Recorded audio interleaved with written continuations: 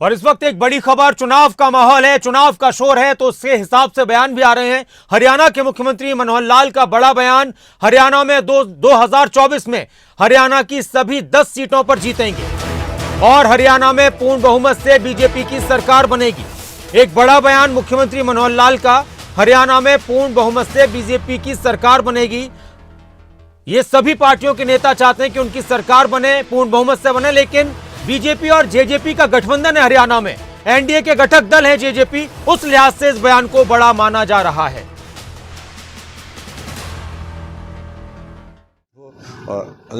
और मैं समझता हूं कि हमारा जो आगे 10 की 10 लोकसभा यानी चुनाव की सीटों पर जीत हो और अगली सरकार हरियाणा में भी भारतीय जनता पार्टी की मेजॉरिटी से बनेगी और उसके लिए सारी तैयारी चल रही है। और मैं समझता हूं कि हमारा जो आगे 10 की 10 लोकसभा यानी चुनाव की सीटों पर जीत हो और अगली सरकार हरियाणा में भी भारतीय जनता पार्टी की मेजॉरिटी से बनेगी और उसके लिए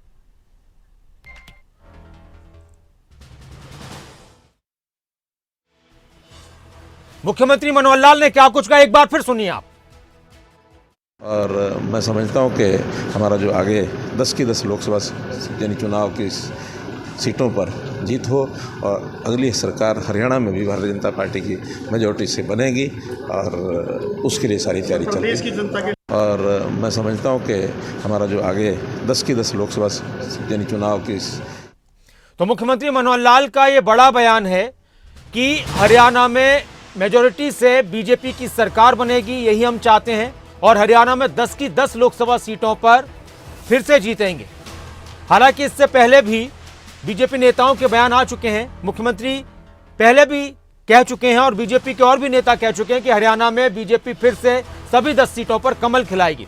लेकिन मुख्यमंत्री का यह बयान एक ऐसे वक्त में जब लगातार हरियाणा में इस वक्त चर्चा है कि गठबंधन की सरकार बनेगी या बीजेपी और जेजेपी मिलकर चुनाव लड़ेंगे, उस लिहाज से महत्वपूर्ण माना जा रहा है।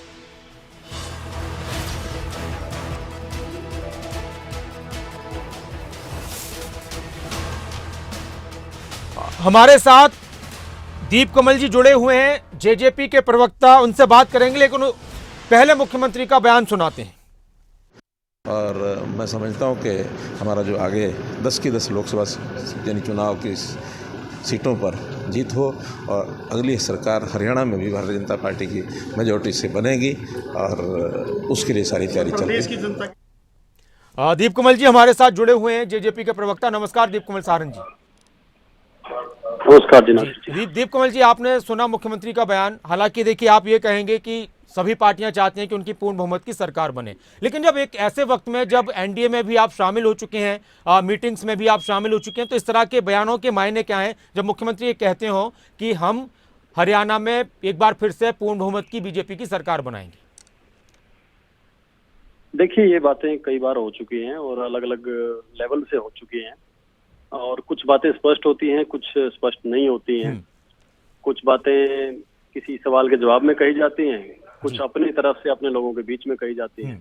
तो मुझे जो लगता है कि एक दृश्य जो अगर हम देखना चाहते हैं तो वो हमारी चॉइस है, पार्टी की चॉइस है, और दूसरा दृश्य अगर कोई और लोग चाहते हैं जो अलग तरीके की सोच रखते हैं तो वो उनका नजरिया है। मेरे ख्याल से तो आज के दिन जिस एंगल में जो देखना चाहिए वैसी संभावना मौजूद है हरियाणा की राजनीति में। चाहे वो हमें अलग देखना चाहे, चाहे हमें इस रूप में देखना चाहे कि हम एनडीए के एक मजबूत पार्टनर हैं और एनडीए की महत्वपूर्ण बैठकों में हम शामिल होते हैं। इस वक्त दीप कमल जी, अजय चौटाला जी का भी बयान चल रहा है आजकल चर्चाओं में। उन्होंने कहा कि देखिए, हम भिवानी और महेंद्रगढ़ और हिसार लोकसभा सीट पर अपना दावा ठोकेंगे। आपने पहले ही कर दिया कि भाई हम 2 सीटों पर चुनाव लड़ेंगे, तो इस तरह से लग रहा है कि गठबंधन में चुनाव लड़ने के इच्छुक हैं और एनडीए के घटक दल भी हैं, उन्होंने ये भी कहा कि हम मिलकर चुनाव लड़ेंगे।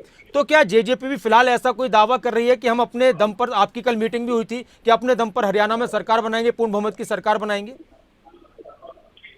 नहीं, देखिए, जहां तक एनडीए का संबंध है, एनडीए का आज के दिन जननायक जनता पार्टी हिस्सा है और उसके हिसाब से जैसे दोनों हरियाणा के जो प्रमुख दल हैं एनडीए में, भारतीय जनता पार्टी और जननायक जनता पार्टी, उनके वरिष्ठ नेता जो फैसला लेंगे जब चुनाव घोषित होंगे और चुनाव नजदीक आएंगे, उसके हिसाब से बात आगे बढ़ेगी।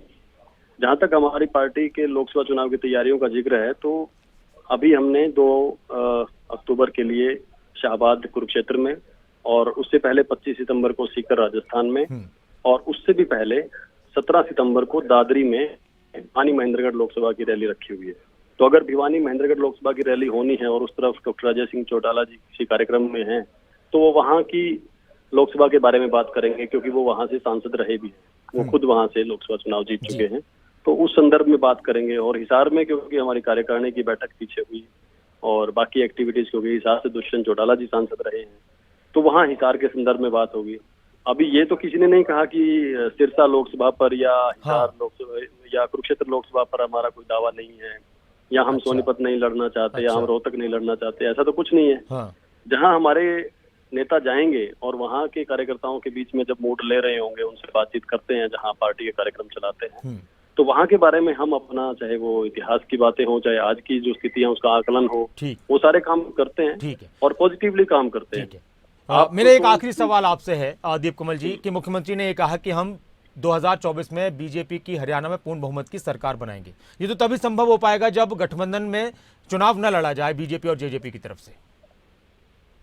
नहीं, देखिए, ये तो आप एक संभावना सोच रहे हैं। मैं तो अभी टीवी पे तो ये संभावनाएं जिक्र करने की स्थिति में नहीं हूँ, लेकिन 10 संभावनाएं और हो सकती है। अच्छा।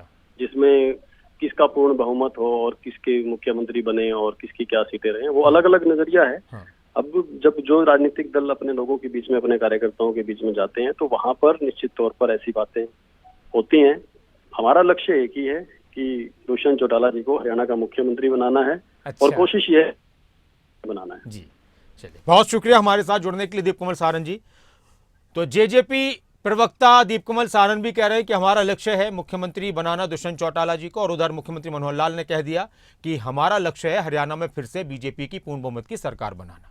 अब जनता किस तरह से चीज़ों को समझती है, देखती है, तो फैसला जनता को ही करना होता है, वोट भी जनता को डालना होता है।